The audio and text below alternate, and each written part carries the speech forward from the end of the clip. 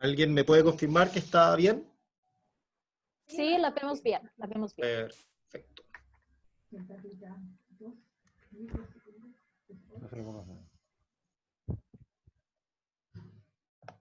Ya chicos, esta especie de, digamos, charla, clase, más que eso, venimos hoy a todos conversar y a reflexionar un poquito de lo que es la narrativa fotográfica. Antes de empezar me presento, para los que no me conocen, mi nombre es Sebastián, yo resido en la quinta región, acá me desenvuelvo, digamos, laboralmente con algunos temas en Santiago. Bueno, soy fotógrafo, estoy ligado también al área de comunicación social, a nivel de estudios.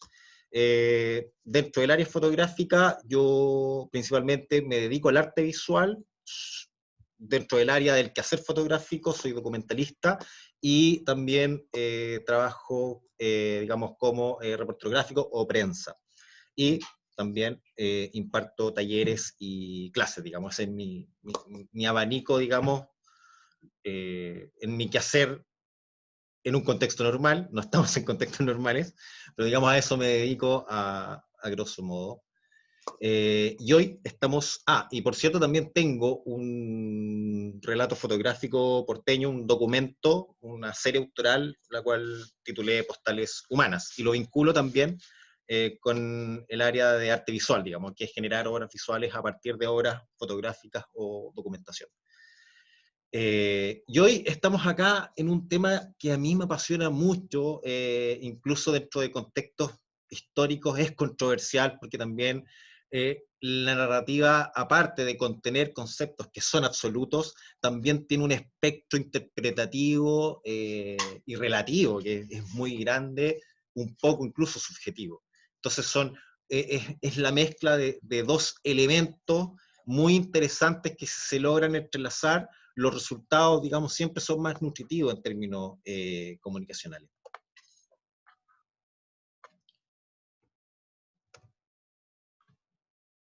En definitiva, cuando vamos a hablar de narrativa fotográfica, igual es preciso abordar ciertos criterios, conceptos y objetivos cuando nos disponemos a hacer fotografía. Bueno, los que han participado en nuestras de mis charlas o han estado en mis clases o talleres, tengo, digamos, trato de hilvanar en mi relato visual imágenes de mi propia autoría también para que me vayan conociendo visualmente, más allá de mi juicio como relator o facilitador, también me interesa mucho validarlo con algo de mi trabajo, entonces trato de ligar muy poco texto con imágenes, digamos, para ir complementando lo que les quiero transmitir o lo que queremos discutir. La primera intención fotográfica o la primera decisión que nosotros consideramos es la de contar historias. Eso es como el primer factor a considerar. Cuáles son los elementos y de qué forma esos elementos van a transmitir una sensación, una información, un sentir, un momento. Y tenemos que, digamos, incluso si retrocedemos, tenemos que partir, digamos, abordando un axioma, que es uno de los, digamos, de los matemáticamente innegables, que es el axioma de que todo comunica. Y cuando nosotros contamos historias, independientes si estas historias tienen un relato con sentido o no, siempre vamos a estar comunicando algo. Y en consecuencia, toda fotografía siempre va a contener un nivel de narrativa. Y este espectro narrativo va desde la selfie súper mal tomada y pixelada con el water de fondo del baño, hasta una tremenda obra visual de un éxodo de Salgado en África. Todo comunica y todo tiene niveles de contenido, todo tiene niveles de lenguaje visual, todo nos cuenta una historia y por tanto todo tiene un relato o un esquema narrativo.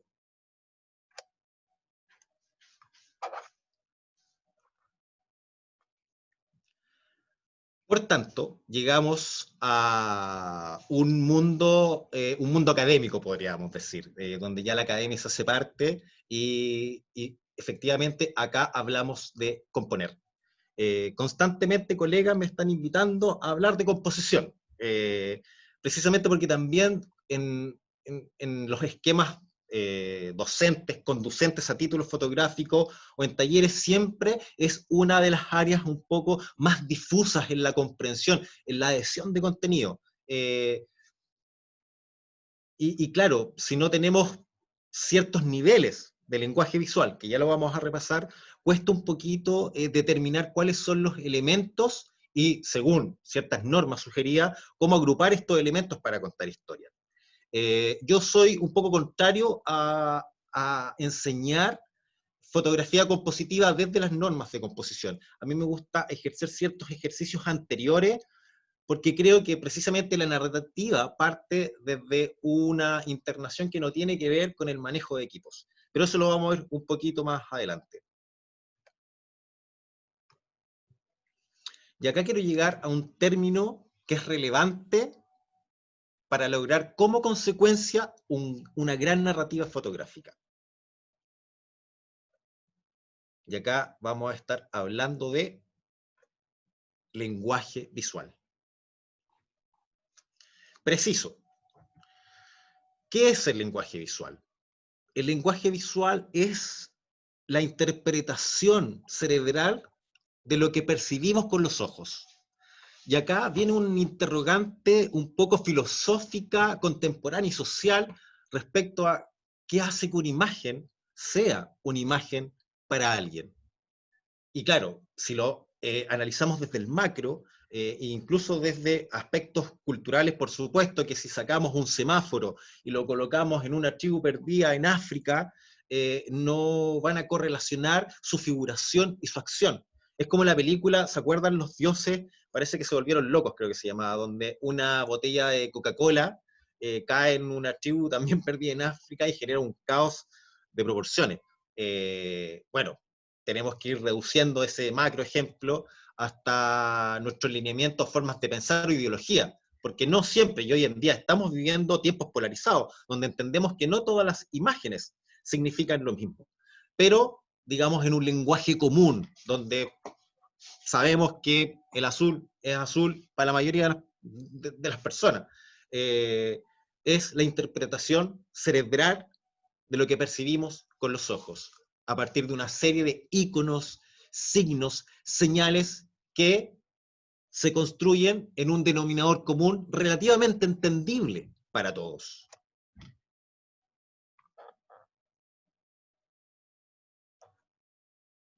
Y es acá, como coloqué ahí en el hashtag, las imágenes también se leen, llegamos a precisar el concepto de narrativa. ¿Y por qué es bueno precisar el concepto de narrativa y no solamente contextualizarlo en términos fotográficos? Intento muchas veces, cuando teníamos la posibilidad de hacer clase en un aula, hacer el mismo cuestionamiento. Me invitan a una clase de composición, preguntar, ok, hablemos de normas de composición, pero primero una pregunta, ¿qué es componer? Entonces, claro, empezamos a hablar de la regla de los 3/3 o el punto de fuga, pero no sabían o no concebían la médula del componer. Y lo mismo pasa, digamos, si vamos a empezar a escribir relatos precisos en fotografía. Es bueno entender lo que significa la narración. Y la narrativa es el relato de acontecimientos que se desarrollan en un lugar o cierto espacio temporal con personas reales o ficticias. Incluso todo el espectro del relato puede tener relación con la realidad o vincularlo con la creatividad. Eso hacemos cuando narramos. Y en este caso, acá colegas y amantes de la fotografía, lo que queremos es perfeccionar o precisar o tener más herramientas para construir una imagen con un rico lenguaje visual y que por resultado nos dé una narrativa interesante, que llame la atención, que genere controversia. De lo narrativo a lo visual, o de lo visual a lo narrativo. Acá quiero precisar en este concepto compuesto de narrativa fotográfica. Siempre hablamos del revelado como un proceso mecánico o digital. La emulsión, la imagen latente o el tratamiento del píxel, que son sistemas de revelado. Pero que poco se habla de un sistema de revelado anterior, y que es aquel que tiene relación cuando estamos haciendo la fotografía. Pues precisamente ahí se genera el nacimiento del concepto de narrativa fotográfica. Y lo voy a extrapolar a lo visual, como narrativa visual. Y me gusta precisar en su concepto.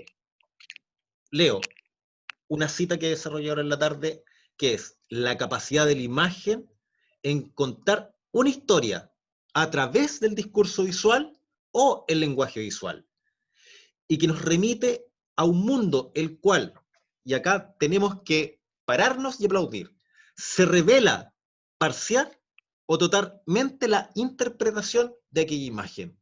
Es donde nosotros concebimos el primer proceso de revelado. En la intencionalidad de comunicar cuando estamos haciendo o construyendo la fotografía. Es el primer proceso donde nosotros concebimos los elementos que conjugan el lenguaje visual, los agrupamos para contar un relato, y aquello nosotros lo convertimos en una narrativa fotográfica, en un documento que al ser visualizado se va a interpretar parcial o totalmente. Y al final se genera como un loop, digamos, entre los elementos del lenguaje visual que conforman la narrativa final. Porque incluso hasta en el resultado vamos a generar disparidad. Quiero citar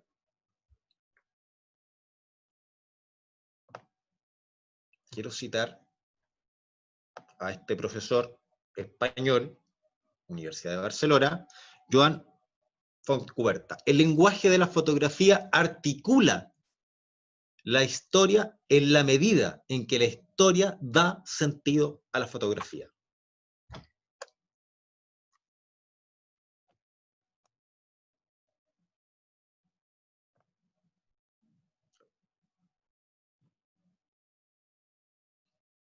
Entonces, a partir de esa reflexión de el sentido que tiene la intencionalidad de contar historias, de poder concebir enriquecidamente el lenguaje visual que habita en nuestro alrededor, conjugarlo, agruparlo en elementos y contar una historia con alta contenido narrativo.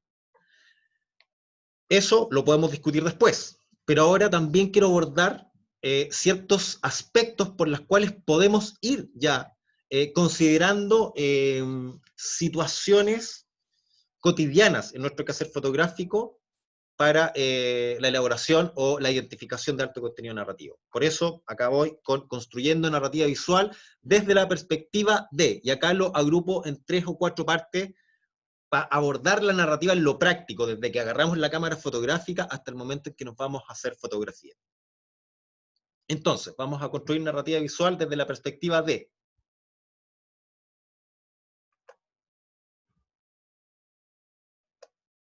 el equipo necesario.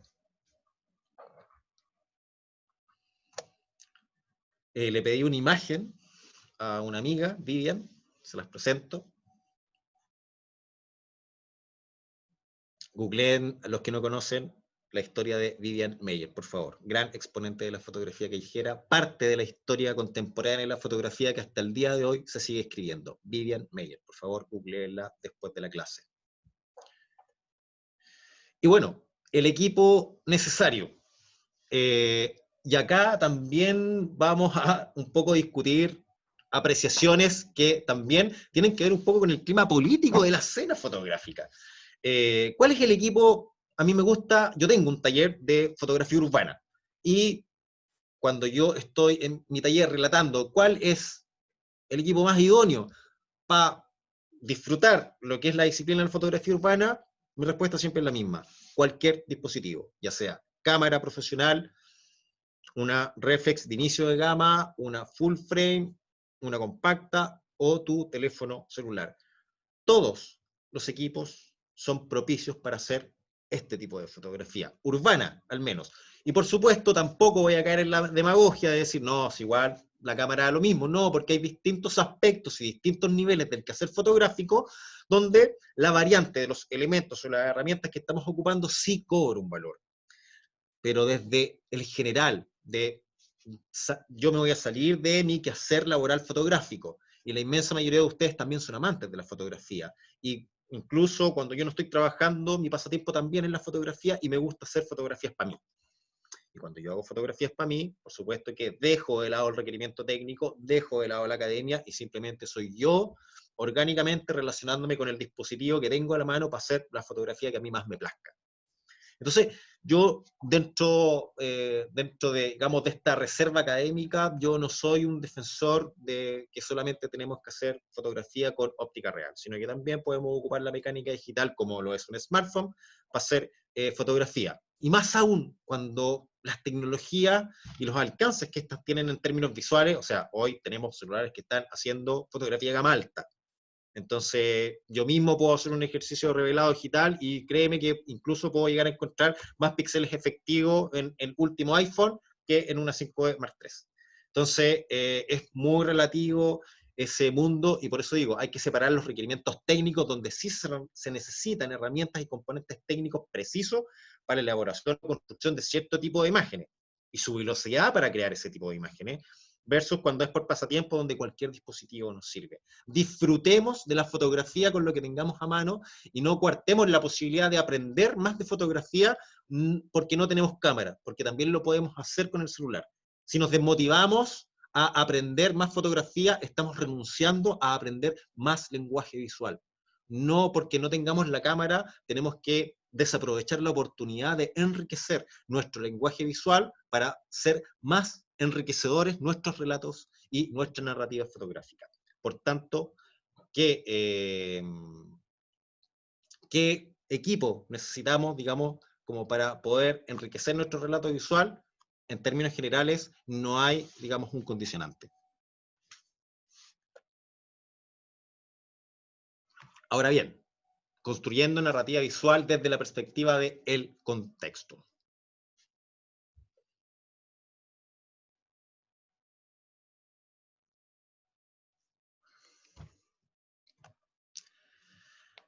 A ver, esto tiene que ver mucho con la documentación, y de hecho no es que tenga que ver mucho con la documentación, están íntimamente ligados, son familia.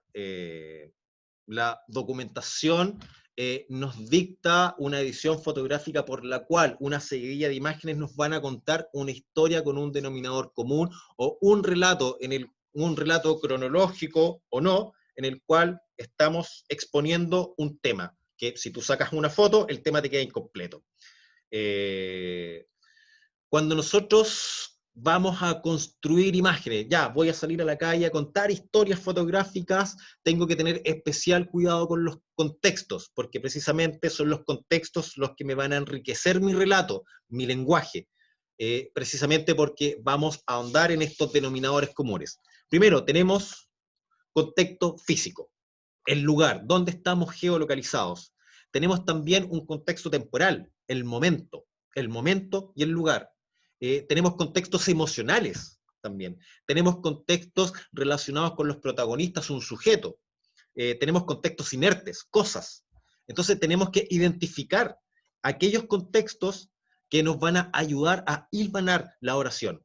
Recordemos que como estamos hablando dentro del ámbito de la narrativa, lo podemos relacionar con la estructura de las oraciones, un sujeto y un predicado. Un sujeto que está condicionado a una acción. En fotografía es lo mismo, pero llevado a las imágenes. Lo que pasa es que esta no cumple una estructura narrativa literaria, sino que cumple una estructura que se puede montar o componer siguiendo, por ejemplo, las reglas de composición. O, si se tiene un eximio entendimiento de las reglas de composición, saltarnos las reglas para generar un relato innovador.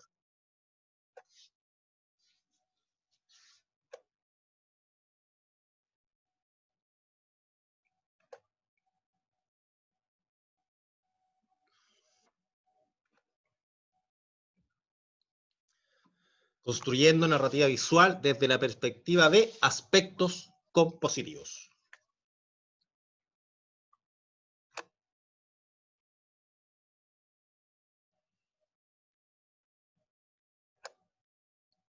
Bueno, si yo hoy hubiera estado dando una charla de fotografía publicitaria, si hoy hubiera estado dando una charla de fotografía periodística, si hoy hubiera estado dando una charla de fotografía editorial y tengo que considerar aspectos compositivos, todas parten desde la luz, porque como nuestra pega se basa, digamos, como principio activo, la luz como materia prima, siempre es la primera variable a considerar.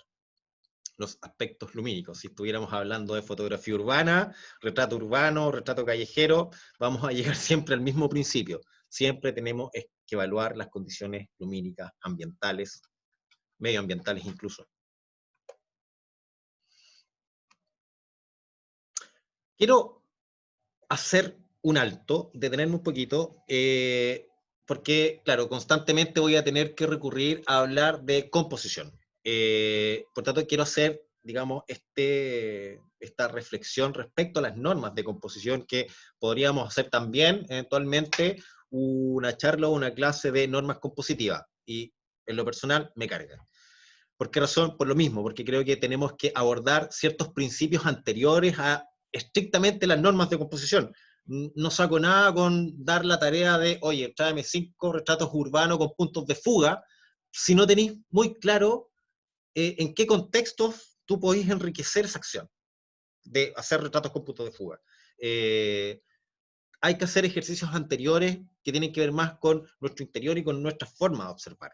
Y también es lo que quiero llegar, que las normas de composición no se generan por un simposio que se arme todos los años de fotógrafos expertos y digan, bueno, las normas de composición para el año 2021, si es que nos queda mundo, van a ser estas. No se hace así. Las normas de composición, al igual como en las artes plásticas en general, responden a programación neurolingüística. Es la forma, a partir de nuestra configuración biológica y neuronal, cómo nosotros interpretamos las imágenes, y desde ahí desprenden una serie de escuelas, como la publicidad o la psicología del color, que hacen entendimiento, digamos, y agrupan ciertos aspectos que nos pueden servir en términos de marketing, de retórica aristotélica, de factores comunicacionales, etcétera. Todo, digamos, comulga en función a nuestra programación neurolingüística y cómo nosotros concebimos distintos estímulos. Y la fotografía también tiene relación, o el resultado, digamos, de estas normas de composición también dice relación con esa programación neurolingüística. Como dato, por ejemplo, no tenemos que olvidar la forma que tenemos de leer imágenes. Nosotros leemos imágenes de abajo hacia arriba y de izquierda a derecha.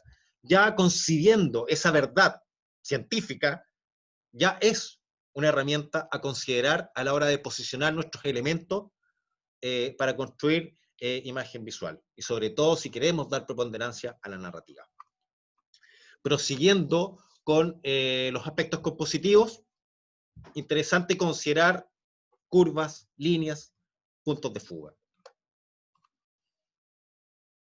En definitiva, también tenemos que tratar de que no solo de elementos bidimensionales se compone la fotografía, sino que también nosotros estamos plasmando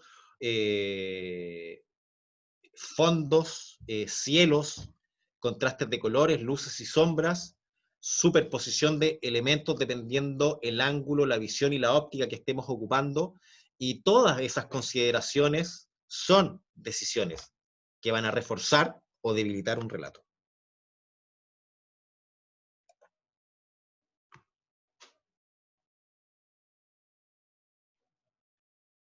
Otro elemento a considerar cuando nosotros queremos priorizar aspectos narrativos y sobre todo a partir del lenguaje visual, miradas, elementos, sujetos.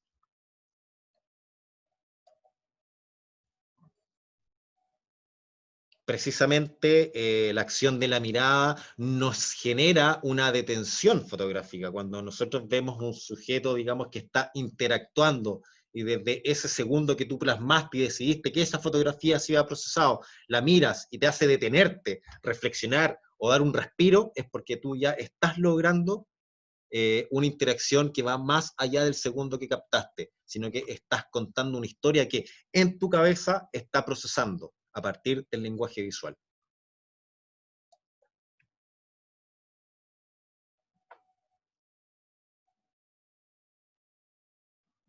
El juego de las miradas no solamente capta un relato estático, sino que también muchas veces nos evoca.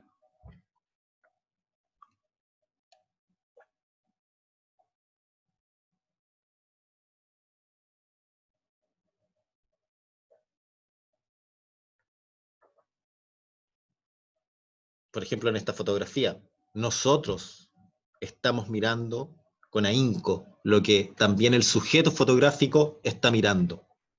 Estamos hilvanando dos periodos de tiempo en el que se hizo esta fotografía y en el ahora nosotros. Ahí estamos logrando un sentido de lenguaje visual o narrativa, pero desde mi interpretación. Muchos podrán estar en desacuerdo conmigo, pero es una interpretación fotográfica, autoral.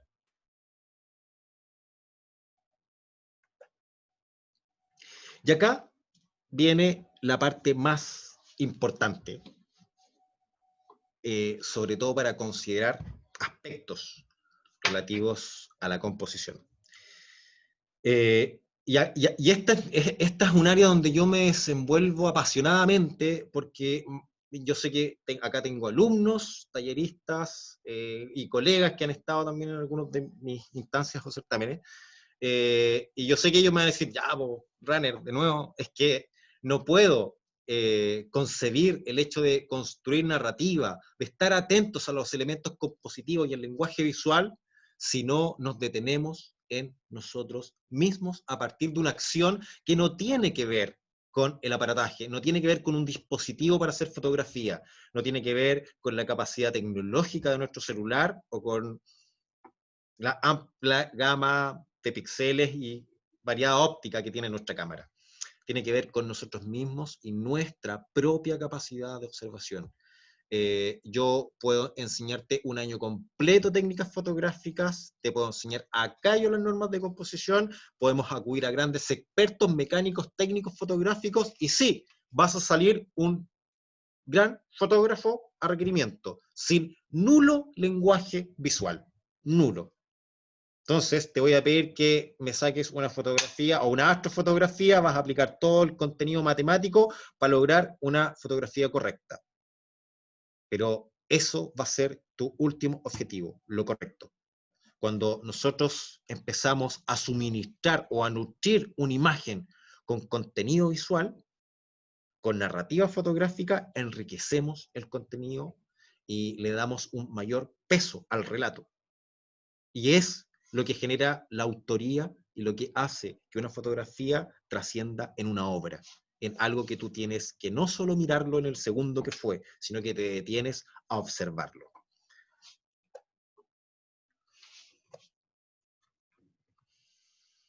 Y acá voy a ser breve en repasar estos tres conceptos que yo considero que son importantísimos interiorizarlos como ejercicio antes de incluso tener la pretensión de contar historias con una cámara. Estoy hablando de ver, mirar y observar.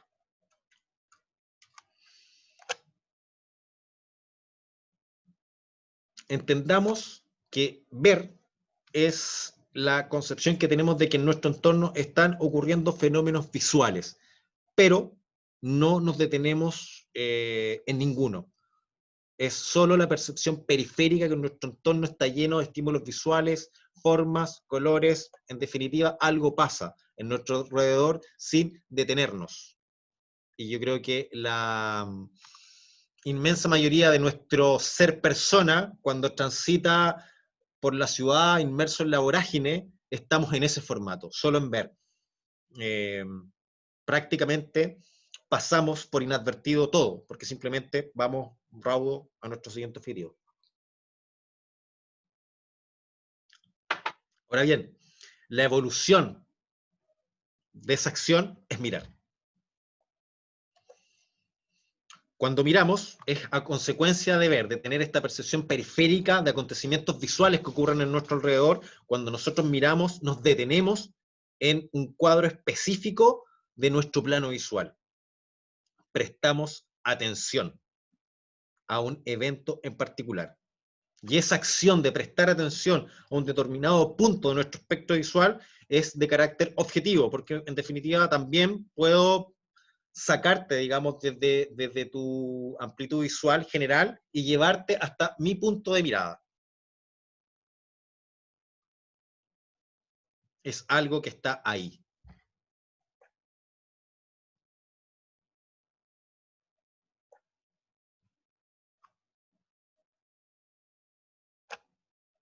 Pero hay un tercer punto, y este es determinante y para mí uno de los más poéticos. Observar. Observar es el mismo ejercicio que mirar, pero la diferencia es que cuando observamos, lo hacemos a partir de nosotros mismos. Lo hacemos a partir de una interpretación que es personal, es intransferible. Es la lectura que hacemos desde nuestro interior a partir de nuestra propia experiencia, de los libros que hemos leído, de los viajes que hemos realizado, de las obras fotográficas que nos inspiran, del arte, digamos, que consumimos. La observación radica desde nosotros mismos, pero para llegar a un punto de observación es preciso tener una conciencia de que en nuestro quehacer fotográfico existe una acción anterior, que es ver, mirar y observar. Y si no prestamos atención detenida a ciertos aspectos que en lo general son inadvertidos, difícilmente podamos construir un relato visual que impacte o genere atención. Y no solamente lo hablo en términos de impacto, de que sea el último propósito de una fotografía, sino que en la medida que tenemos más capacidad de mirada y de observación, vamos a enriquecer nuestro propio relato, vamos a ser más exigentes con nosotros mismos.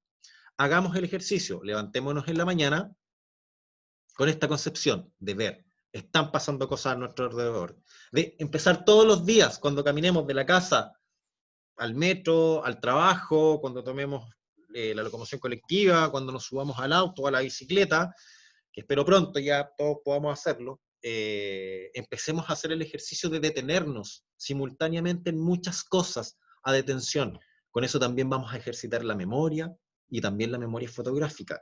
Vamos a empezar a darnos cuenta que de forma natural y orgánica al transcurrir la semana nos vamos a detener siempre en los mismos aspectos que por alguna u otra razón a nosotros nos hace sentido y nos hace detenernos ahí.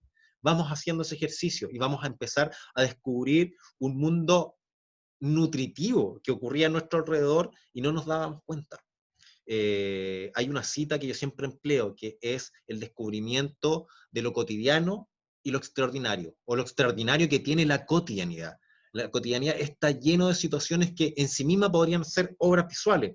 Lo que pasa es que no tenemos la capacidad de advertir ese tipo de situaciones, pero con un ejercicio recurrente, de tener conciencia de que sí podemos detenernos en muchos hitos de nuestra rutina inadvertida, vamos a descubrir un mundo por el cual empezar a observarlo.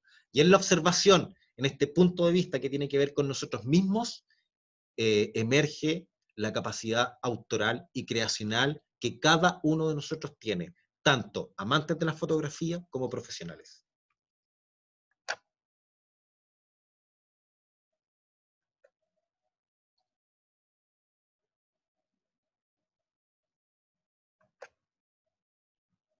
Un plano general de mi querido Valparaíso, tan golpeado el último tiempo,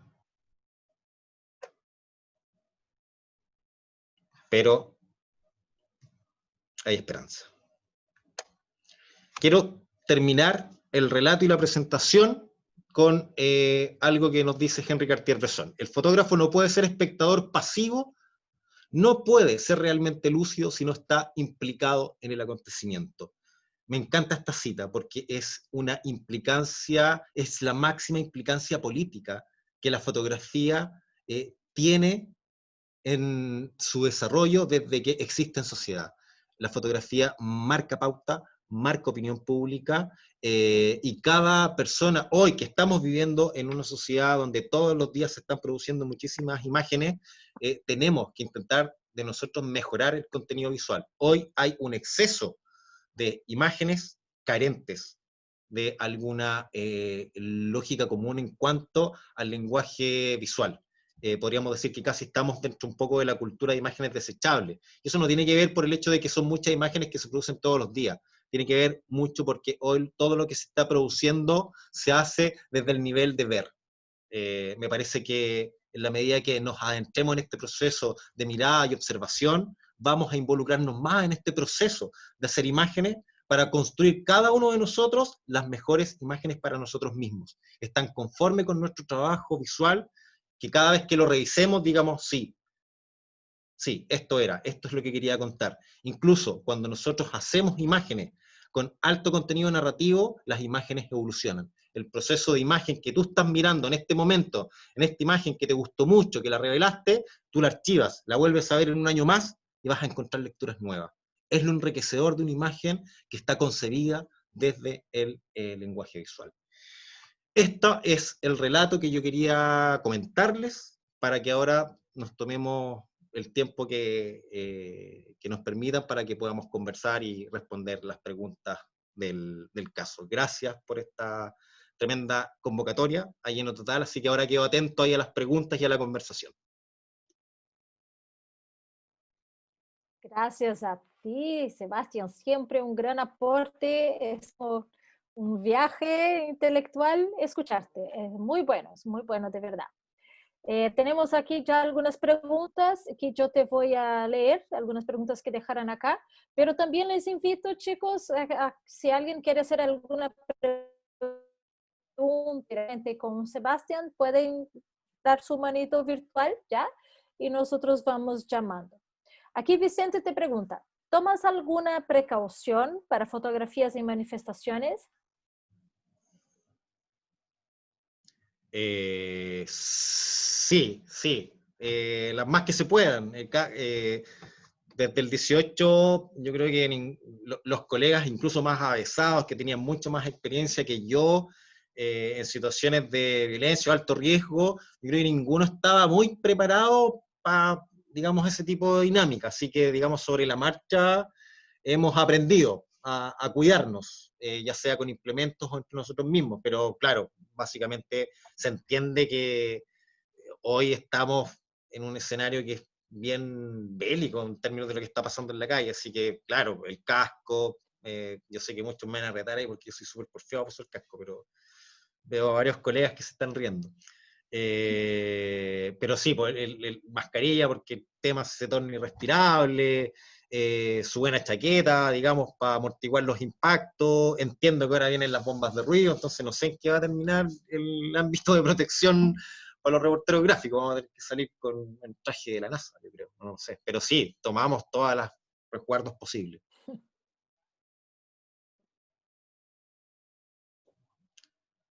Bien. Otra pregunta aquí también para ti. En la fotografía urbana y callejera hay muchos factores que pueden afectar la toma o la situación fotográfica. ¿Cómo recomiendas factores que escapan de nuestro control? Necesito que por favor me pueda repetir eso, que se me fue el audio. Claro. Eh, no sé si la persona que te hizo la pregunta quiere hacerla personalmente. Eso. Bueno, no sé. Tiene un nombre que no sé. Ipalavec.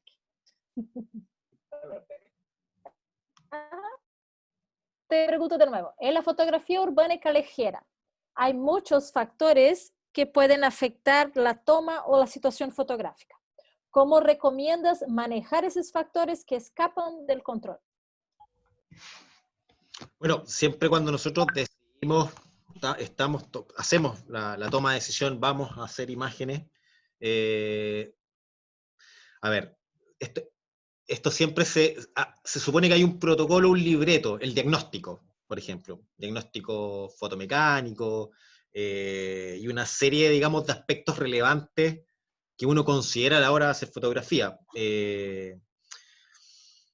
Y también es relativo, porque lo que puede ser adverso para mí, para ti como autor fotográfico puede ser una gran oportunidad, y lo que pasa es que yo aún no he descubierto, digamos, ese factor adverso como una oportunidad fotográfica.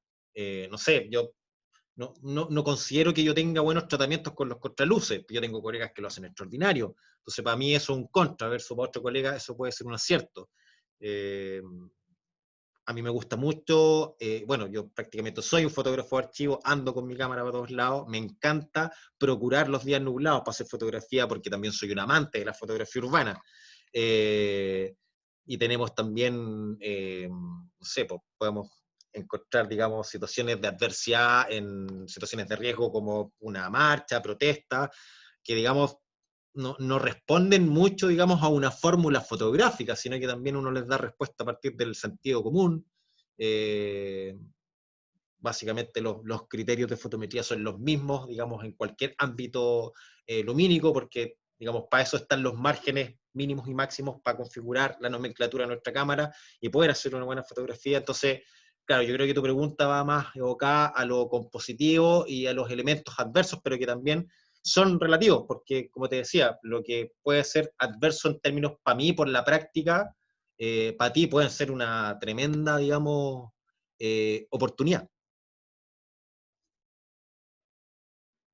Y justamente aquí Natalia Sea te pregunta, ¿cuál es para ti la diferencia entre fotografía urbana y fotografía callejera? A ver, a ver, puedo entrar acá en una, en una polémica. Yo me retraigo un poco como de las denominaciones o agrupaciones segmentarias respecto al evento de hacer fotografía en la calle. Yo entiendo de que hay una serie de históricos, hoy en día también fotógrafos que tienen larga trayectoria, colegas, digamos, que tienen también ahí harto hilo en el carrete, amantes de la fotografía y también son muy asiduos y tienen un portafolio muy interesante de lo que está pasando en la calle. Pero claro, muchas veces entramos o nos entrampamos en esta discusión respecto a las diferencias entre la fotografía urbana, la fotografía de calle, el retrato urbano, y una serie de variantes que en definitiva creo que ocurren en la misma jungla. Yo tengo un taller de fotografía urbana y como, claro, tengo la suerte de que es mi taller, es mi contenido, y yo abordo un poco más universalmente el aspecto de la fotografía urbana y lo hago desde el criterio de la urbe. Y, y, y el tema es que, por ejemplo, nosotros habitamos un lugar cercano al mar. El mar para mí es parte de la urbe. El mar para mí es parte de la narrativa de calle. Y quizás para una persona que vive en Talca, Temuco, el campo, el cerro también es parte de su urbe y de su cotidianidad, que yo también la relaciono con un concepto que para mí también es fundamental en la fotografía de calle, que es la vorágine, digamos, la rutina, el espectro repetitivo, diario, diario, que también nos genera una visión documental bien interesante en términos fotográficos. Entonces, por lo general, no sé si hay distinciones técnicas o de manejo, que sí las hay. Yo entiendo que hay escuelas que se han dedicado, digamos, a hacer estas diferenciaciones, que a la práctica me parecen relativamente odiosas y poco nutritivas. Me parece que lo que hacemos es salir a la calle a captar situaciones o instancias de la calle con una nomenclatura de cosas que hacen que tu urbe sea la urbe, y sea tu urbanidad y sea tu cotidianidad. Y eso va a ocurrir en el Plan de Valparaíso, en el centro de Santiago, va a ocurrir en la Plaza de Puente Alto, va a ocurrir en Curicó y va a ocurrir en Puerto Montt, y de alguna forma, yéndome muy al extremo, para armar más polémica todavía, creo que va a ocurrir en la Antártida. Creo que eh, Creo que esa es la definición macro en cuanto a su distinción de fotografía urbana, retrato urbano o fotografía de calle, que es retratar de alguna forma esa representación a partir del lenguaje visual y que nos hable de ese punto geográfico determinado. ya sea hayan 100 edificios, 1000 ejecutivos o simplemente hay una vaca y un señor pastando. Creo que todo es parte de la urbe cuando lo hacemos o lo miramos con la perspectiva de la cotidianidad. Bien. Tengo una manito parada acá, Joscar Armas. ¿Quieres hacer una pregunta, Joscar?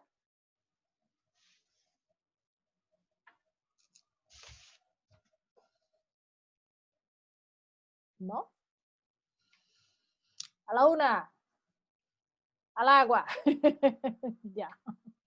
Bueno, eh, ¿cómo podría ser, Vicente Portilla te pregunta, ¿cómo podría ser la narrativa en fotografía de paisajes? Recordemos algo que mencioné en el relato. Todo contenido fotográfico tiene componentes narrativos. No hay nada que sea un espectro visual y que no lo contenga. O sea, todo contiene una narrativa. Lo que pasa es que lo que va a ser más rica o nutritiva esa narrativa es tu capacidad de identificación de los elementos del lenguaje visual. Yo tengo colegas, muy buenos colegas, que son tremendamente experimentados en el retrato paisajístico y que claramente yo veo una foto de ellos y me conmuevo, siendo que no soy muy amigo del campo visual fotográfico natural. No, mi corriente va por otro lado, pero sin embargo, este colega, Matthew Regal se llama, por cierto, claro, tiene un bagaje, digamos, de cómo concibe el espectro visual natural de forma fantástica. Ahora, creo que uno de los elementos más importantes en la narrativa es tratar de plasmar aquel segundo que va a hacer de tu fotografía algo único e irrepetible. ¿A qué me refiero con esto? Yo puedo estar parado en una calle de una ciudad grande y con vista al mural que está al frente. Yo voy a agarrar mi dispositivo que tenga a la mano para hacer fotografía y voy a hacerle una fotografía al mural. Bonita la foto, porque el mural tiene color, está en la calle, el día estaba nublado y me salió una foto en términos cromáticos, de contraste súper decente. Mañana puede venir otro fotógrafo con un dispositivo parecido y va a ser relativamente la misma foto, y así sucesivamente con el paso de los días. En definitiva, vamos a poder técnicamente y a partir de nuestra posición geográfica donde estamos ubicados, poder replicar el mismo resultado. Diferente es, sí, en el mismo ejercicio, cuando estoy haciendo esa fotografía, va pasando una señora ultra anciana con un perrito muy viejito y con bastón. Inmediatamente, esa fotografía que podría tornarse recurrente, la conviertes en algo que es único e irrepetible. Porque ese evento de acción que ocurrió transcurrió en el segundo que tú obturaste. Por tanto, capturaste un momento que difícilmente es replicable. Llevemos este ejercicio al ámbito de la naturaleza. Súper complejo, porque no podéis disponerte que pase una señora con un bastón volando un cerro a otro. Pero ahí está el desafío, que tú conozcas tu terreno. O sea, cómo, digamos, potenciar la fotografía de naturaleza. Mi primera respuesta es, no soy muy asiduo a la fotografía de naturaleza, pero sí te puedo asegurar que tener en consideración el factor de hacer una fotografía única e irrepetible va a hacer de tu fotografía de naturaleza un hito único y más rico, digamos, o nutritivo en términos narrativos. Y claro, ahí ya, no sé, pues dependerá de que estáis esperando que pase el gato salvaje, que, no sé, o el pájaro de repente, que justo te haga, digamos, un contraluz con el sol que teníais de fondo. También entiendo de que si hacemos ejercicio, vamos a ir en el día descubriendo que las posibilidades también son infinitas y también son bien interesantes. Como te digo, no me manejo mucho en la fotografía de naturaleza, pero créeme que ese principio de lo único y repetible en fotografía funciona en prácticamente todos los escenarios. Bien, sí. Te lo juro que imaginé el perrito con el bastón. En fin. Aquí, te preguntan, para los que no te conocíamos, ¿es posible que nos cuentes cómo fue tu proceso, cómo fue tu propia evolución en la fotografía? Sí, bueno, yo soy fotógrafo hace más o menos 14, 15 años. Primero estudié una carrera ligada al área de la comunicación social. Después estudié fotografía en el Instituto Arcos en Santiago, cuando la sede estaba ahí en San Antonio con Santo Domingo. Y bueno, provengo desde una formación sin mucho estímulo visual, por eso también para mí la fotografía es tan impactante en términos de calidad de vida y de un poco visión humana, porque entrar a estudiar fotografía y que más encima yo me matriculo en fotografía casi por un impulso, no consiguiendo mucho las artes visuales, a mí me abrió los ojos entrar a estudiar fotografía, realmente me cambió la vida, porque descubrí también estímulos visuales que en mí estaban dormidos y claramente me llevó a tener otras perspectivas en muchas cosas, laborales, de independencia, etc. Y así que nada, pues, al momento, digamos, de relacionarme o vincularme tan abruptamente con la fotografía en términos impulsivos y de apertura, digamos, visual, le puse harto color nomás, pues me puse a trabajar.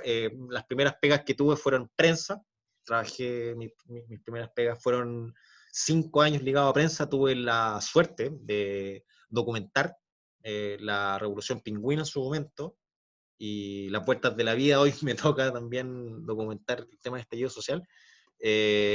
Así que después de prensa, yo por mi trabajo también fotográfico, estuve estacionado en algunas ciudades de Chile, siempre de alguna forma ligado a la fotografía.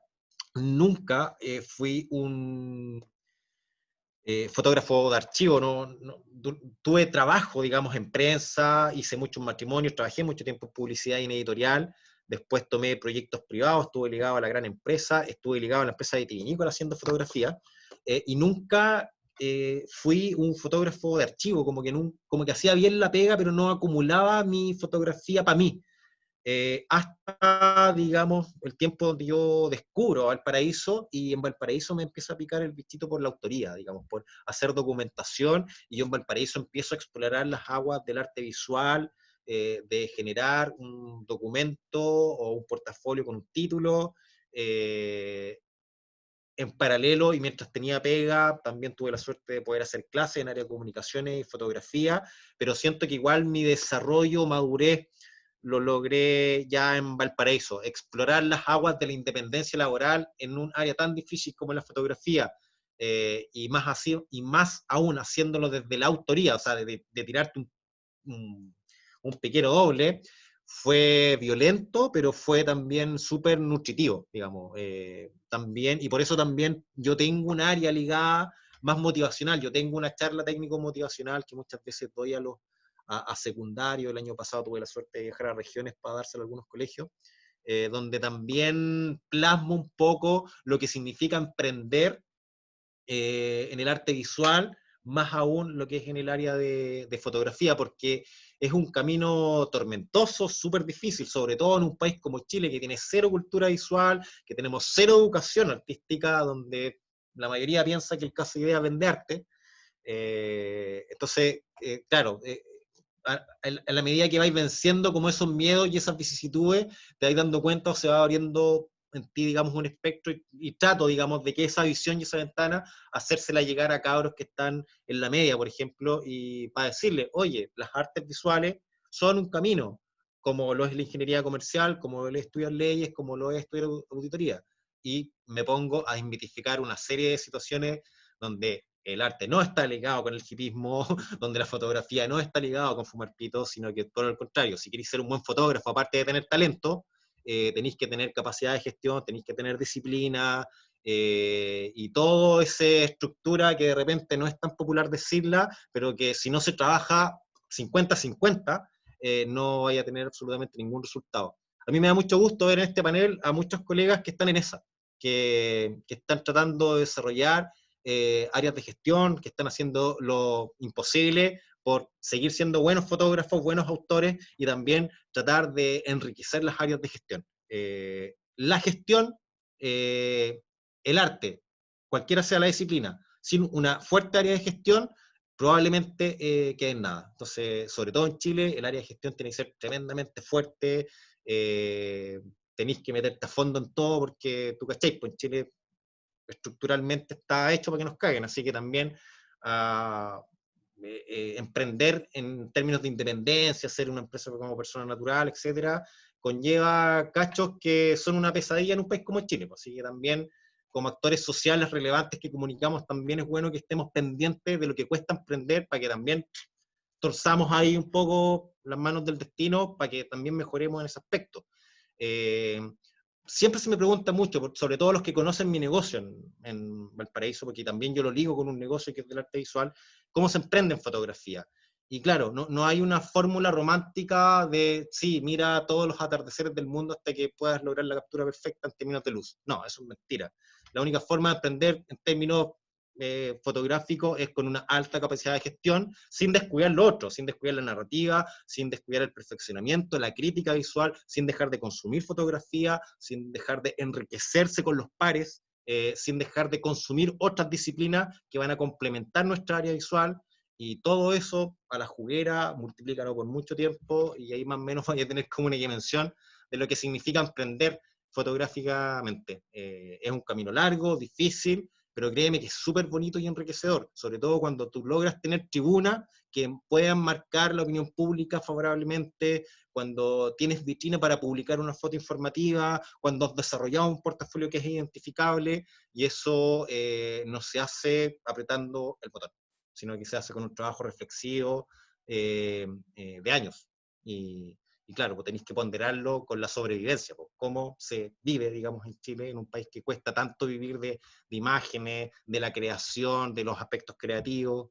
Entonces, siempre, digamos, cuando vienen cabros, muy cabros, a decirme, oye, ¿tú me recomendáis estudiar fotografía? Yo voy a ser súper honesto, si es que tengo algún colega acá, docente de la educación formal. Yo siempre les digo, la verdad, si quieres ser el mejor fotógrafo, estudia licenciatura en arte, estudia literatura, estudia ámbitos que te generen a ti algo nutritivo para generar un espectro visual que te permita hacer cosas creativas, innovadoras, rupturistas, o que te permitan comunicar mejor. Hoy la fotografía, en términos formales, yo tengo mis críticas, porque creo que no ha actualizado la forma, hoy el lenguaje, el ancho, digamos, de lo que implica hoy trabajar en imágenes. Entonces, por eso también creo que más que los aspectos técnicos de ir a una institución y que te enseñe a ocupar una máquina o establecer la mejor óptica, creo que hoy lo que está faltando es lo otro. Es el contenido visual, es la narrativa fotográfica, es el contenido de lo que estamos comunicando. Creo que marcar la diferencia en ese ítem es lo que te va a facilitar un poquito más el camino al emprendimiento. Excelente, excelente. Yo, así como hizo el match perfectamente, como lo también insistimos mucho acá en AFOCH con nuestros socios y nuestros alumnos, de justamente esa parte de la gestión, de saber emprender, de entender que no es solo la parte técnica, pero tiene toda la parte del emprendedorismo ahí también que uno tiene que dedicarse. Gracias. Y justamente Tomás Islas te pregunta, ¿cómo podrías hacer que la gente te reconozca mediante la fotografía? Oye, eso es, yo no sé si tengo la fórmula, es una pregunta recurrente y me parece una pregunta súper interesante, porque creo que el desarrollo, o para llegar a una buena respuesta, no pasa, digamos, digamos es como una pregunta personal, y tiene mucho que ver con lo que estamos hablando de narrativa fotográfica. Creo que una de las máximas de cualquier creador visual es llegar a tener una impronta en términos de su lenguaje, de que sea una narrativa reconocible.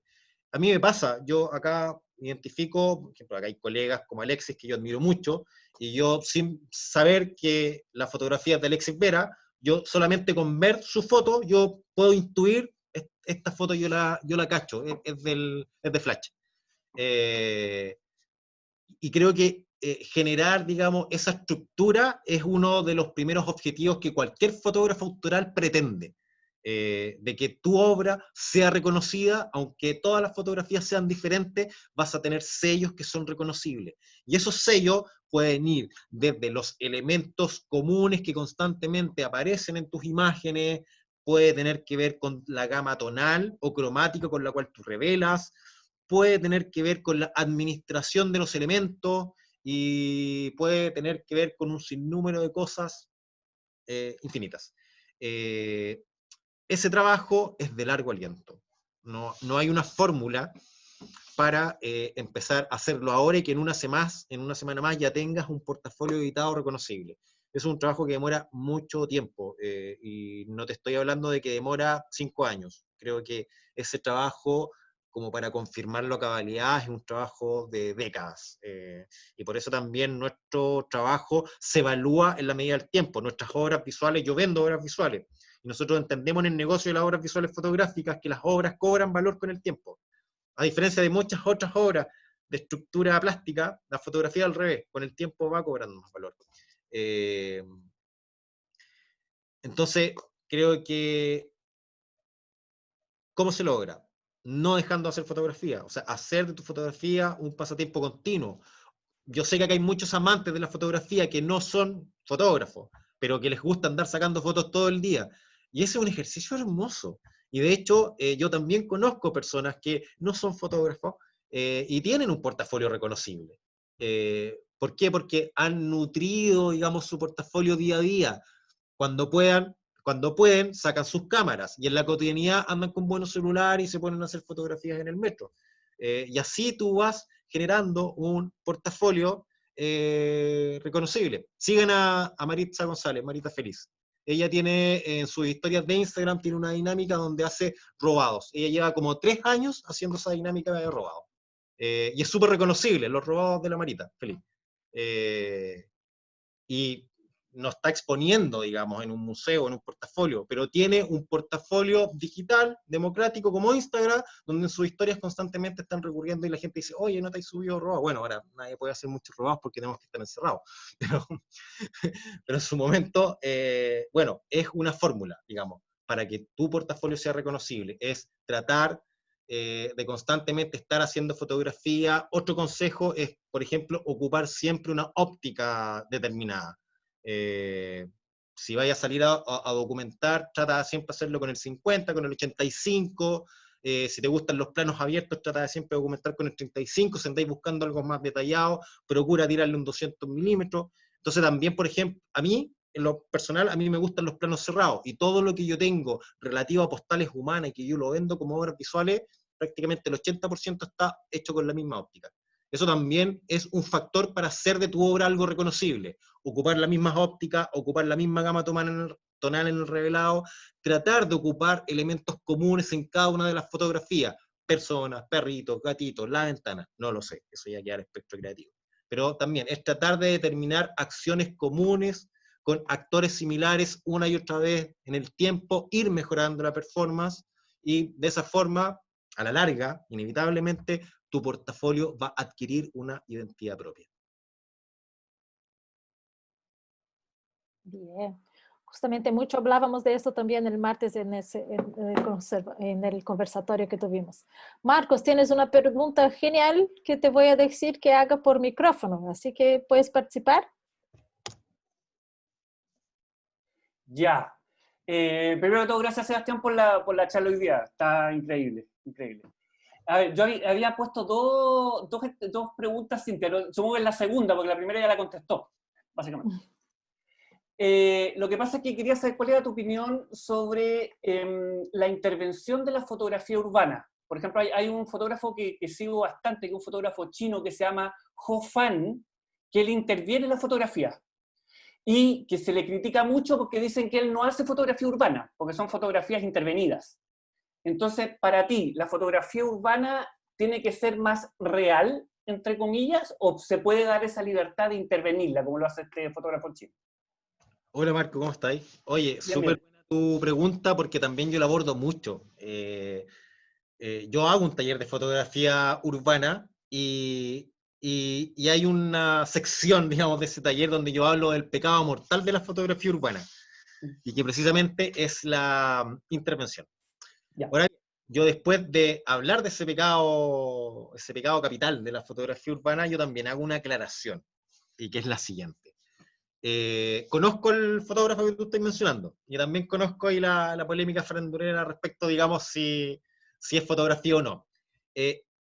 Ahora bien, mi visión es que yo creo que no lo es. No lo es. Yo creo que está utilizando la fotografía como una herramienta de diseño o el diseño como una herramienta fotográfica, pero en ese binomio deja de ser un documento. Y acá también tenemos que considerar aspectos de libertad. A ver, yo como creador y que tengo el acceso a una serie de elementos tecnológicos para intervenir una foto de pe a pa, puedo hacerlo. Y si el resultado es controversial, es positivo, es atractivo, voy a aportarle narrativa si yo intervengo esta fotografía, no sé, hoy en día tenemos una especie de fanzines digitales, podemos generar, digamos, un montón de nomenclaturas creativas que son válidas y no tienen por qué ser juzgadas. Y de hecho, más allá de yo definirla, si lo que hace este fotógrafo chino es fotografía o no, ni siquiera debiéramos estar en esa discusión. Él hace, y a mi gusto, es tremendamente interesante el resultado final de ese proceso, pero escapa a lo que es un documento fotográfico. Porque si hablamos de un documento fotográfico, y acá tiene mucho que ver el contexto y el requerimiento. Si yo trabajo en prensa, mi documento fotográfico, mi documentación debe ser por norma legal y ética inalterable, porque su finalidad es informar. Por tanto, el documento que hace este chino a mí no me sirve para informar, a mí me sirve para mostrarlo como una obra autoral y que tendrá cierto propósito que se explicita con la configuración visual, o él lo hará a través de una bajada, pero es distinto a un documento visual.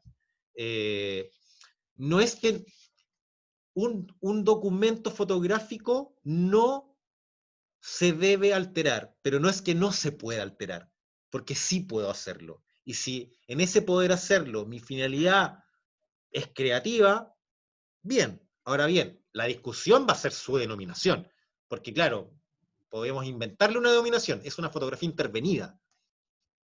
Son herramientas fotográficas y herramientas de diseño que se conjugan para crear un todo. Te voy a poner un ejemplo de, ustedes ubican al fotógrafo que hizo la portada de La chica afgana.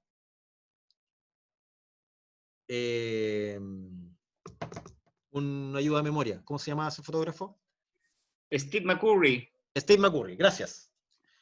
Bueno, hubo una tremenda controversia hace algunos años con Steve McCurry, porque precisamente él es un fotógrafo documentalista. Él genera opinión pública y más encima tiene una tribuna de carácter mundial, o ha tenido siempre una tribuna de carácter mundial. Él fue autor de la fotografía de la portada con más circulación en la historia de las revistas impresas.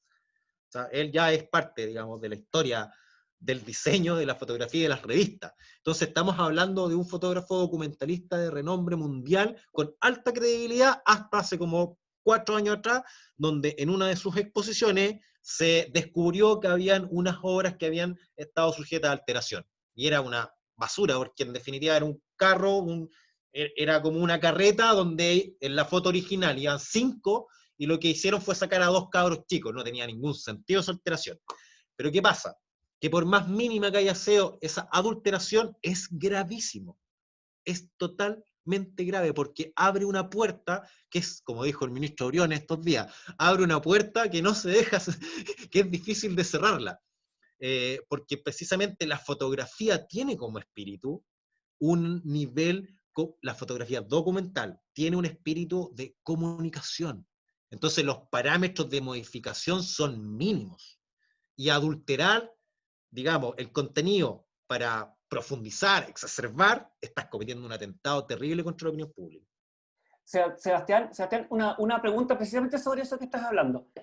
Desde ese punto de vista, y dado que tú en algún minuto también en la charla hablaste de la subjetividad de la fotografía, desde nuestro punto de vista, ¿hasta qué punto, que tiene que ver con la cita de Bresson, que me quedo dando vueltas, hasta qué punto tú le adjudicas, o sea, perdón, cuál es la importancia que tú le das a la responsabilidad que tiene el fotógrafo en el punto de vista con el cual está sacando la fotografía? Porque, o sea, depende, tú sabes que depende de donde uno se ponga, uno puede cambiar absolutamente la visión del espectador de la realidad. Entonces, independiente de si yo altero o no altero la foto en un proceso de revelado, por ejemplo, también hay una responsabilidad de dónde me pongo yo y cómo encuadro la situación para también poder alterar de alguna manera la realidad objetiva, digamos, que no es tan objetiva tampoco. Qué interesante tu pregunta, Marco.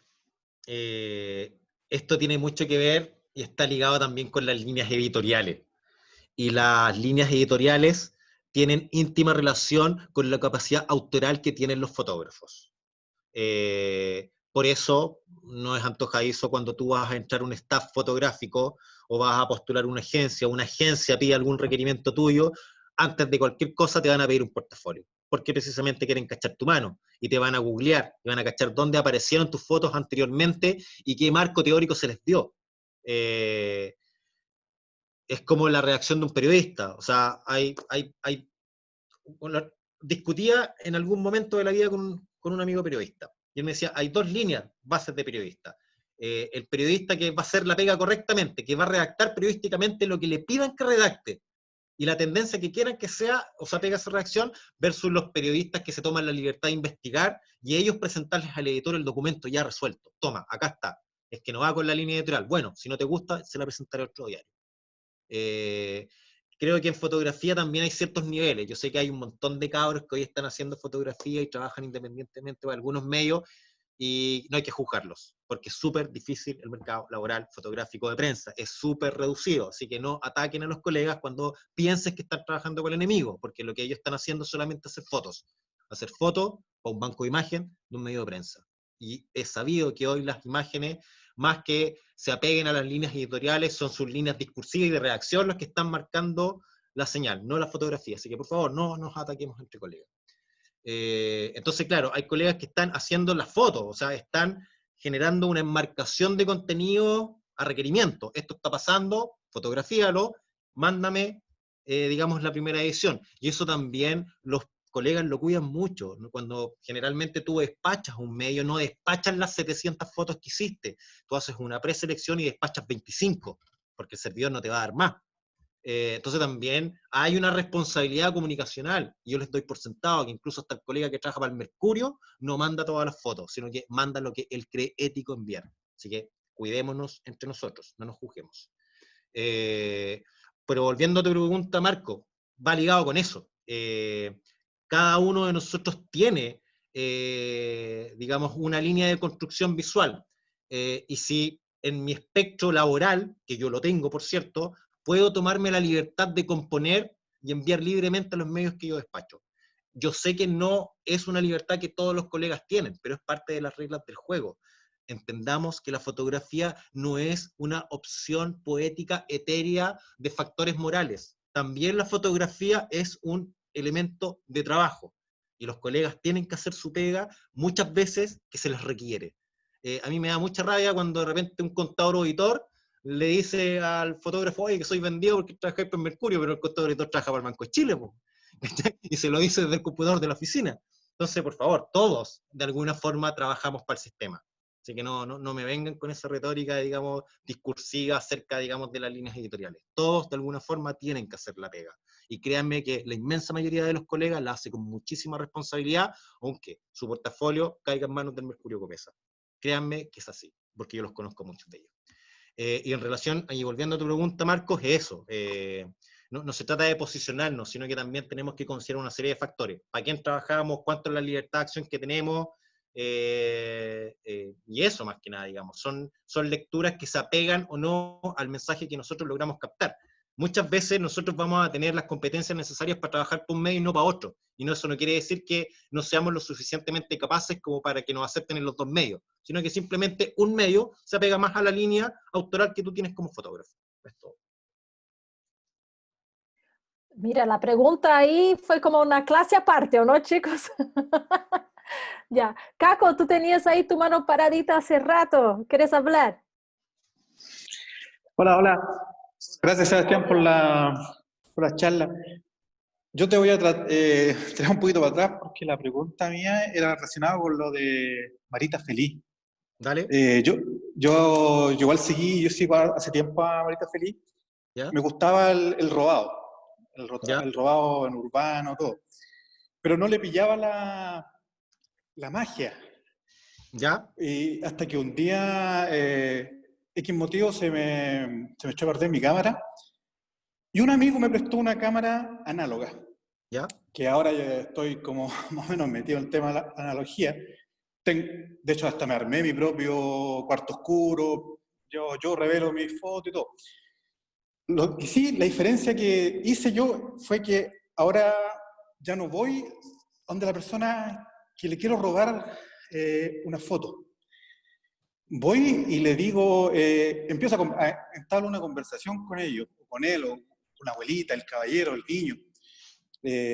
Lo encontré un poco más, le encontré un poco más de sabor. Ujú. Ahora voy, le cuento, mira, ¿saben qué? Es una cámara con rollo, no es digital, no te la voy a publicar, no la voy a vender, es para mí. ¿Cachai? Y me cambió totalmente la perspectiva del tema del robar de fotos. ¿Cachai? Ahora yo simplemente voy y le digo, hola, ¿cómo estás? Lo conozco, empiezo a conversar con ellos. ¿Me entiendes? Eso, ese es el tema, ¿no? Entiendo para dónde va, Caco, y es súper interesante tu metodología, po. Te aplaudo totalmente, po. Está súper buena, porque son dos acciones distintas.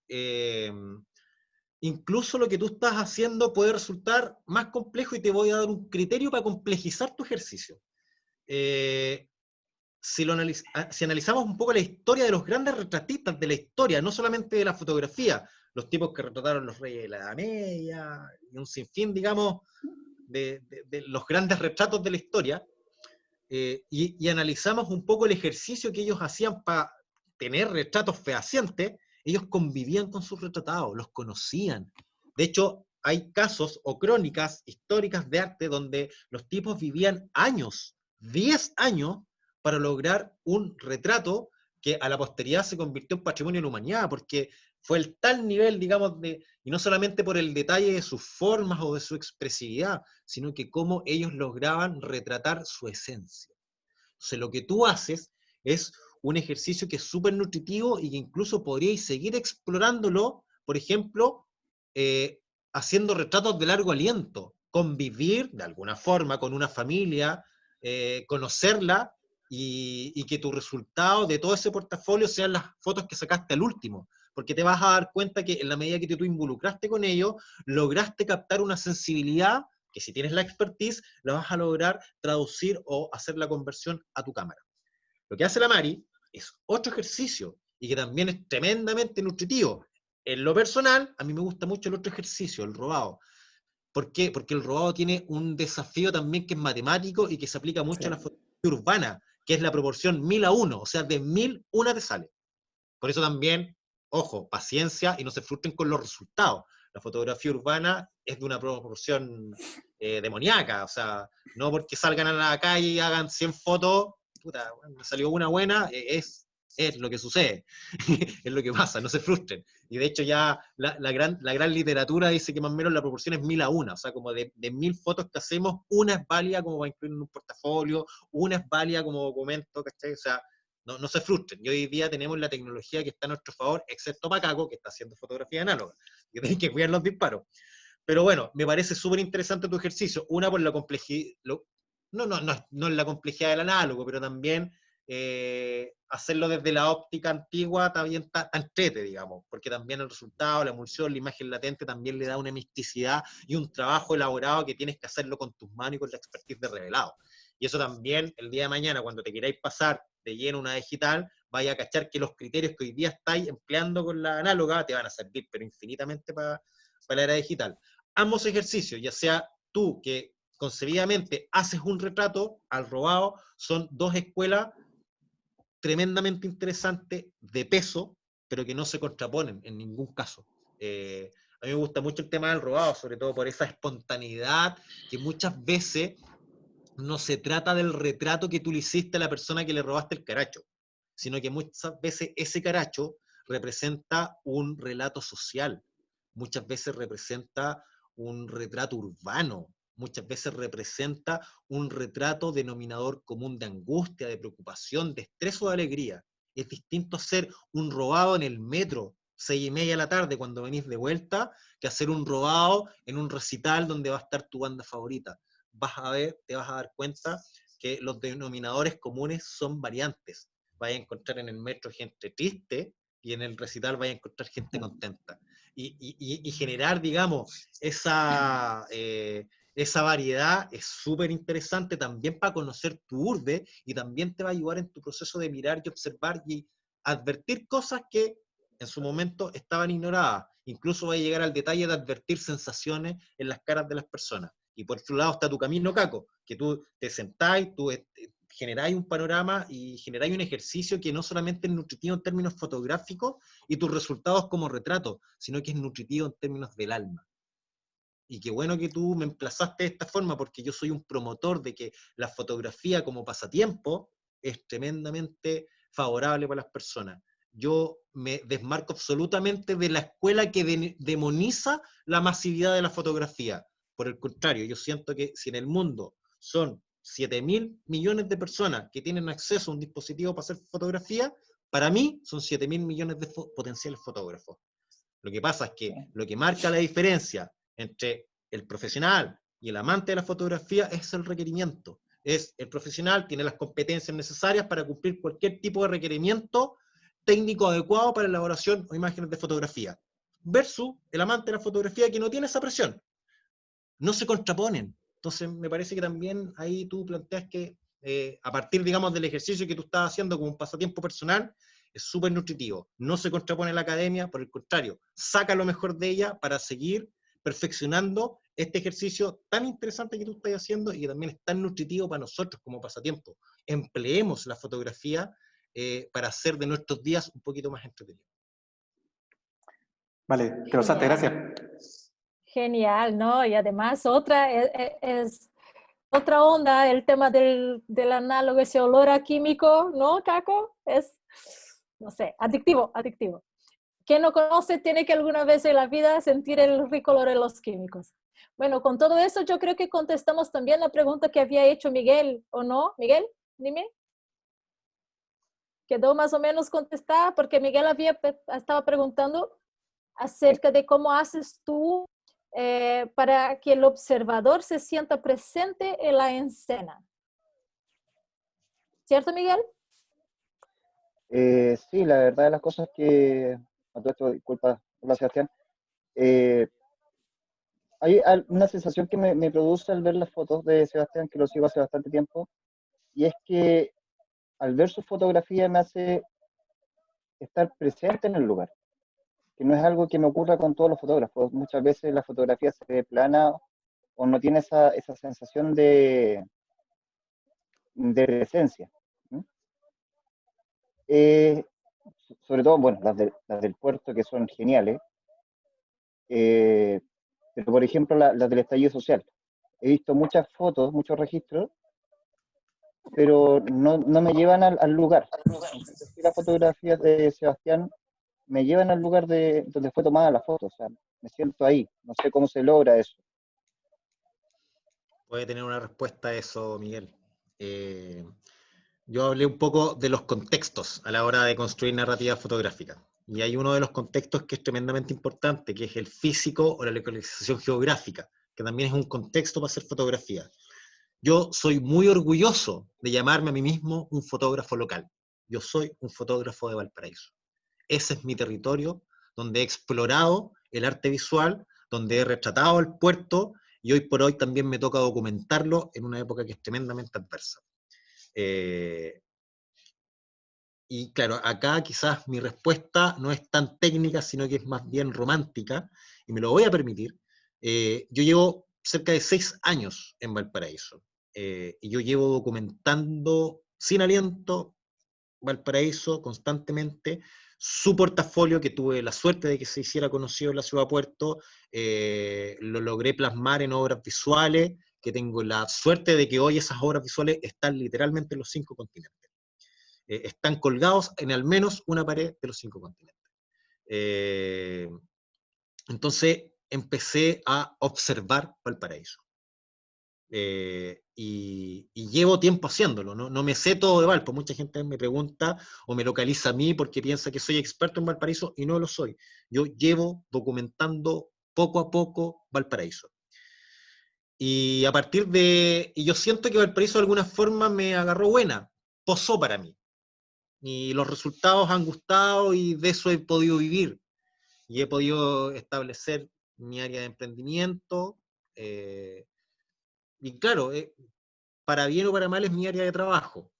Y después vino el estallido social, y claro, Valparaíso siempre posó para mí en buena, y ahora eran los tiempos malos. Entonces yo igual sentí una obligación moral y ética de seguir documentándolo bajo este nuevo contexto, porque no me podía hacer el loco. Mi portafolio es amplio, podía haber seguido con mi trabajo piola, pero no, había que documentar lo que estaba, porque creo que de alguna forma poética Valparaíso había que estar con Valpo en las buenas y había que estar con Valpo en las malas, más allá de que también ese trabajo yo lo despache a algunos medios de comunicación.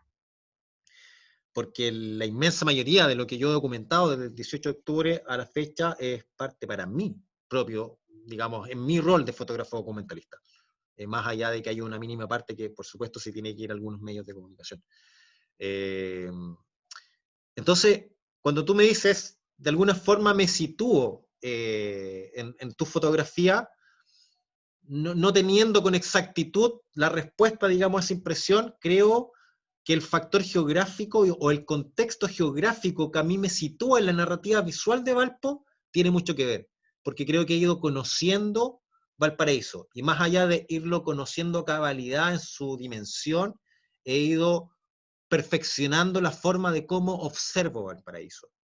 Y por eso reitero mi primera cita, yo orgullosamente me siento más que un fotógrafo global. Oye, qué buen fotógrafo Sebastián, en general, no, creo que mi trabajo, donde yo me sitúo y me siento seguro, es Valparaíso. Yo me considero un fotógrafo local de la región de Valparaíso, que llevo años dedicándome a la documentación de este pedazo de tierra, que a mí me cautivó, donde acá está mi emprendimiento, donde construyo mi familia, donde están mis pares, y más allá de que, por supuesto, por la naturaleza de mi trabajo, también a veces me toque viajar, ir a otras regiones, o también estar harto en Santiago, la inmensa mayoría del portafolio que yo trabajo, y tú lo ves, Miguel, en mi Instagram, sobre todo, es de Valparaíso. Entonces, claro, yo creo que la forma en como yo observo, trato técnicamente de plasmarla en el sensor para mostrarla, para exhibirla y para generar transmisión de contenido. Yo creo que por ahí va. Entonces, no sé, nunca he tenido como la pretensión de viajar por todo el mundo. De hecho, es súper loco, porque creo que es algo tan propio de los fotógrafos que me encantaría ir a Tailandia, a Nueva York, o a muchos lugares a fotografiarlo. Por supuesto que es rico viajar. Pero en estos momentos yo todavía me encuentro en una especie de desarrollo fotográfico con Valparaíso. Creo que estoy en el lugar donde más quiero estar, y estoy en un lugar donde más nutritiva se va a volver mi performance fotográfica. Entonces, no nos perdamos un poco con tratar de capturar el mundo entero con nuestras cámaras. Yo me considero un fotógrafo de Valparaíso. Muchos de acá solamente tienen tiempo para hacer fotografía de la casa al trabajo. Bueno, ese es su espectro, sáquenle el máximo provecho, descubran nuevas cosas, porque todos los días en ese pequeño espectro de espacio, de terreno geográfico, van a haber cosas interesantes siempre. Maestro, nada que decir. Bueno, chiquillos, en honor al tiempo, vamos a ir cerrando. Yo sé que quedarán algunas preguntas, pero tengo a Boris también, el presidente de AFOCH, que le gustaría saludar, así que le voy a pasar la palabra un ratito. Hola Boris, ¿cómo estás? Gracias, Cintia. Sebastián, una vez más, darte las gracias por compartir con nosotros esta clase que ha sido tan nutritiva, tan positiva, tan inspiradora.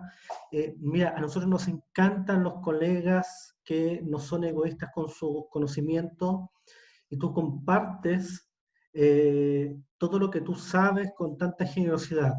Para los que no nos conocen, AFOCH todos los jueves tiene un invitado especial que está entregando una clase de distintos temas de la fotografía. Nosotros como AFOCH nos dedicamos a transmitir conocimiento fotográfico, e invitamos a personas como Sebastián porque una de las características de AFOCH es la generosidad. Nosotros somos tremendamente generosos con lo que sabemos, lo compartimos constantemente, y es por eso que cuando invitamos a Sebastián la vez pasada, él aceptó inmediatamente, la sala se llenó, quedó mucha gente afuera, le pedimos si podía volver a estar con nosotros y una vez más la sala está llena. Con la excepción de que hoy día tuvimos un problema, un inconveniente con el correo, a muchos lamentablemente no les llegó, y lo lamentamos por eso, ¿ya? Pero así es la tecnología. Invitarlos, si quieren seguir participando con nosotros los días jueves, tienen que inscribirse por una sola vez, ¿cierto? En el link que está en la bio de nuestro Instagram, y nosotros encantadísimos de poder contar con gente como Sebastián.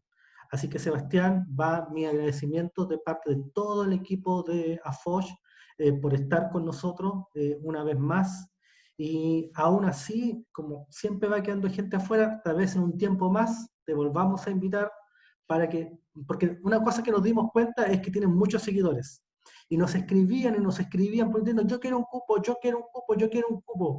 Realmente estamos sorprendidos del fondo lo que tú has sembrado. Creo que por ahí va. Creo que tú has sembrado, y es por eso que has cosechado también mucha gente que te sigue, que te admira, que, que realmente le encanta tu trabajo. Y te instamos y te felicitamos también por eso, y ojalá sigas compartiendo con las personas. Y antes de terminar, nosotros como AFOCH, ¿cierto? Siempre invitamos, como decía, a personas generosas. Hay a veces muchos fotógrafos, Sebastián, y tú bien lo sabes, que son tremendamente egoístas con transmitir conocimiento, y simplemente no lo hacen, pero personas como tú es que ha valido la pena levantar esta asociación, levantar a FOCH, porque creemos que la gente que está detrás de uno, que es como la generación nueva que está recién comenzando, agradece a las personas que como tú tienen esa capacidad de transmitir tan generosamente. Eso es lo que yo quería decirte, amigo mío. Oye, gracias, Bori, por tus palabras. Bueno, yo encantado de, como siempre digo, a mí me gusta conversar fotografía. Yo aprendo mucho enseñando fotografía. Así que esto lo hago con todo gusto. Los que me conocen de cerca saben que intento hacer mi trabajo con la máxima calidad posible. Y es lo que también trato de orientar a cuando me toca formar fotógrafos o cuando me toca orientar colegas, de que siempre, digamos, el empeño en el quehacer fotográfico sea entregando lo mejor que tenemos, ya sea haciendo la fotografía o enseñando. Soy del grupo que le debe mucho a la fotografía, así que creo que también el factor de gratitud es tratando de elevar el contenido de esta.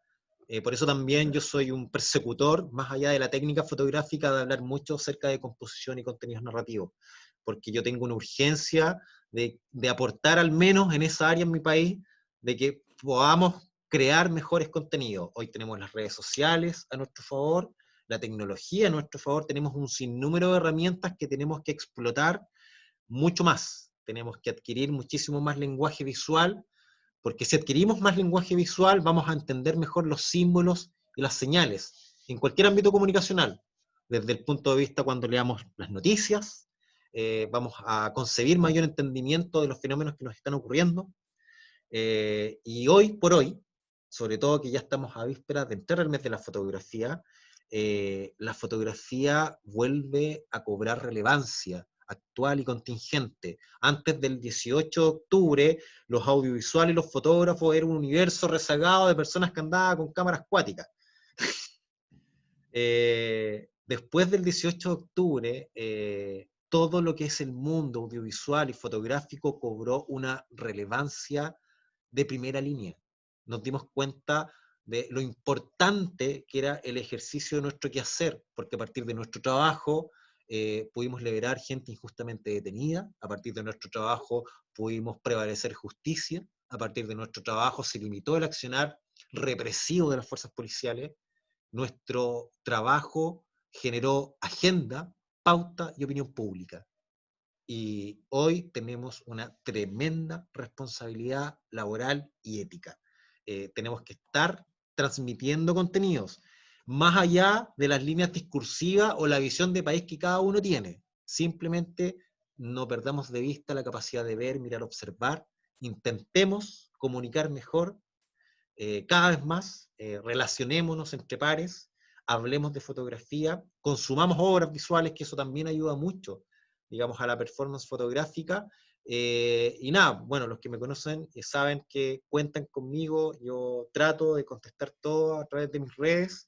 Cuando volvamos a una nueva y relativa normalidad, pretendo también reiniciar los talleres en mi taller de Cerro Panteón, sobre todo el taller de fotografía urbana, que es una experiencia fotográfica porteña, digamos, donde aprendemos narrativa visual, donde aprendemos composición y en paralelo conocemos la ciudad que ha adoptado a mi trabajo. Así que también es una labor que yo hago con muchísimo cariño. Agradezco a los colegas que estoy mirando, a mis amigos de Valparaíso, a los colegas que al menos los conozco ahora, digamos, en un avatar de acá de Zoom, o gente también que sigo hace mucho tiempo, a toda la gente que me habló producto de este taller. Así que el agradecido soy yo, Boris, y a todo el equipo AFOCH también.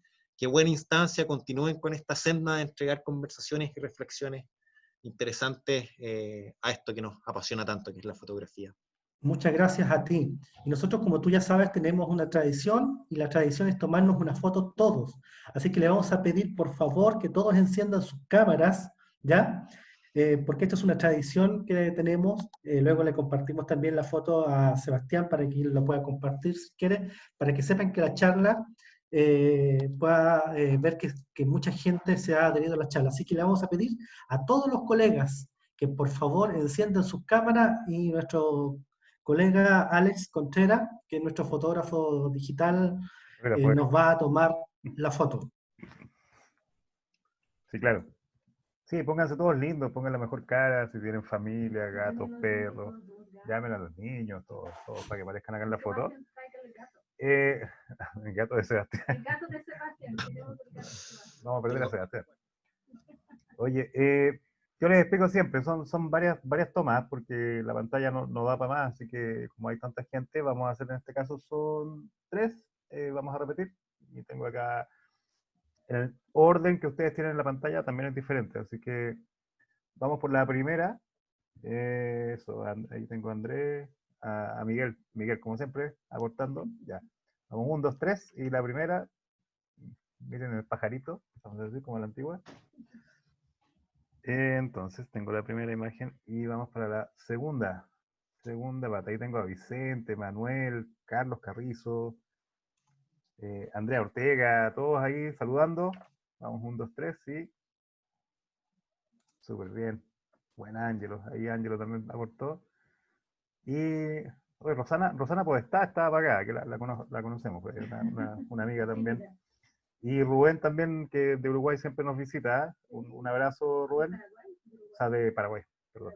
De Paraguay. Oye, me va a matar. Ya, ahora sí. 1, 2, sí. Perfecto. Hay hartas caras conocidas también, ¿eh? Súper entretenido. Muchas gracias, chicos. La Rosana va a estar. No vi nunca nada. Es la Rosana que ya, chicos, muchas gracias. Claro. Muchas gracias por compartir. A quien estuvo por primera vez, les invito a volver a conectarse. Entren ahí a la bio de somos.foch en Instagram, y ahí se pueden cadastrar para recibir los correos toda la semana de las clases que estamos haciendo los días jueves. Y también les invito a participar los días martes. Hacemos el conversatorio, que es una instancia bien más, así como más íntima. No es una clase, no es nada, somos solo partners, compañeros, colegas de trabajo que se juntan a conversar. Así que también están invitados, ¿ya? Y es eso nomás, chicos. Cuídense, que descansen, una buena noche. Chao a todos. Gracias, Sebastián, de verdad. Siempre una maravilla, ¿ya? Muchas gracias. Chao a todos. Espero verlos pronto. Chao. Gracias a todos. Chao, chao.